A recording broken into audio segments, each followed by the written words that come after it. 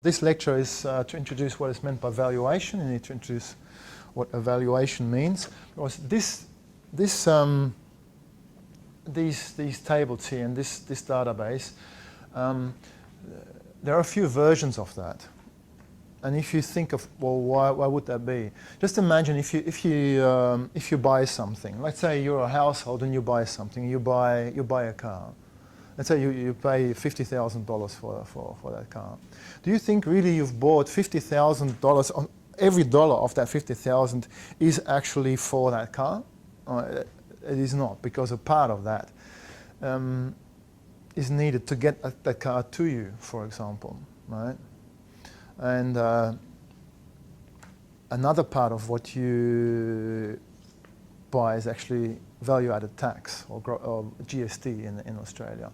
So there's a few components in that transaction that are not car, could not be labeled car, but is something else. And the SNA, they account for that by introducing the concept of valuation. Let's say you had a purchase of something, yeah, and this is 100%, right? Let's say this bar represents the money you paid for something.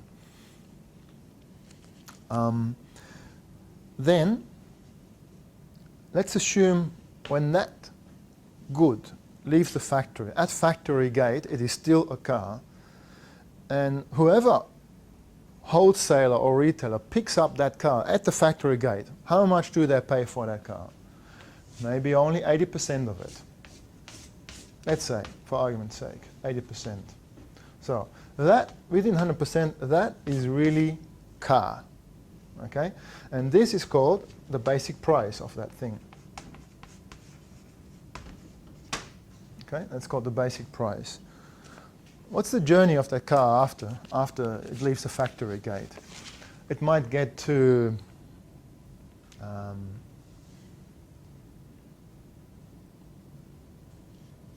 well, first of all, it might get to a wholesaler.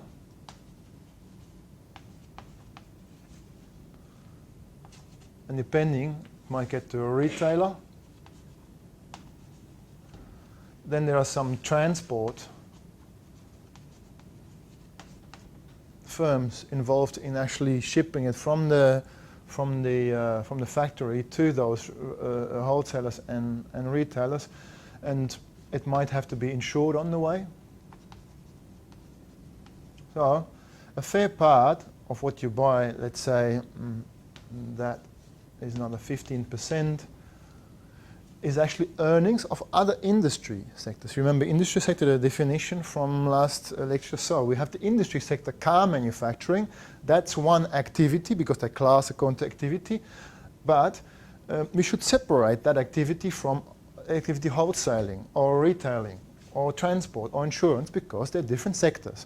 And that's exactly what we do here. We just split this whole bill for that car into different portions. So these are really different industries. And finally, you pay GST on your car, meaning that, say, value-added tax, let's say, well, it's actually 10% now.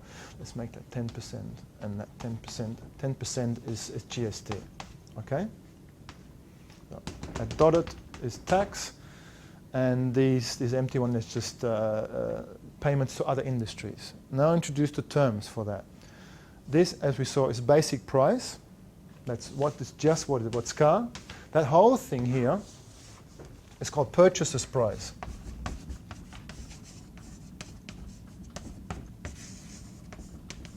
Yeah, because that's the price the purchaser sees.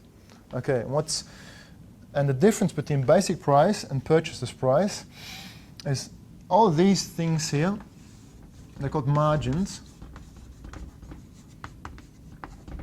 and that is net tax minus subsidy. Taxes minus subsidies on products. That's this. And there's another term that's also used sometimes. This here, basic price plus tax, is called producer's price. Okay, so these input-output tables, sometimes, depending on the country, they are expressed in purchasers' prices. Sometimes they're expressed in basic prices. So you do get both. Some agencies, they issue both sets of tables. Or some agencies, they give you separate wholesale margin tables or separate retail margin tables so that you can actually stack them on top, and the whole stack gives you the purchaser's price transactions within the economy of that sort, and then the basic price table gives you this whole table just in basic prices. If you have environmental applications, you would only use those basic price tables because, let's say, for example, you wanted to deal with emissions. The emissions profile of, say, the car industry is vastly different from that of the transport and the retail industry. That's why you should never mix those. That's one example of why one type of table is preferable to another. That's the end of lecture 2.